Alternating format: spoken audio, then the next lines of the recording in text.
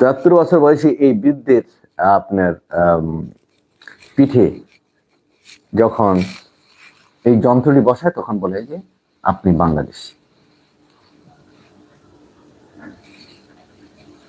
তো ওই লোক চিৎকার করে এবং আশেপাশে তারা যারা আছে তার সাথে তারা সব চিৎকার করে প্রতিবাদ জানান এবং তিনি বললেন আমি বিহারের আরাবিয়া জেলা থেকে এসে দীর্ঘ 38 বছর যাবত এখানে বসবাস করছি।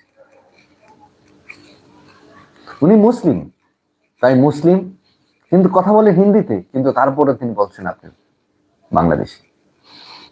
তিনি বলছেন আমি বিহার থেকে এসেছি, আমি বিহার থেকে 38 বছর আগে এই অঞ্চলে এসেছি, গাজিয়াবাদে আসছি, উত্তরপ্রদেশে আছি, এখানে আমি বসবাস করছি, এখানে আমার ভোটার লিস্ট আছে, এখানে আধার কার্ড আছে, এখানে সবকিছু আছে, আমি দেশের নাগরিক, তা আমাকে বাংলাদেশী কেন বলছেন?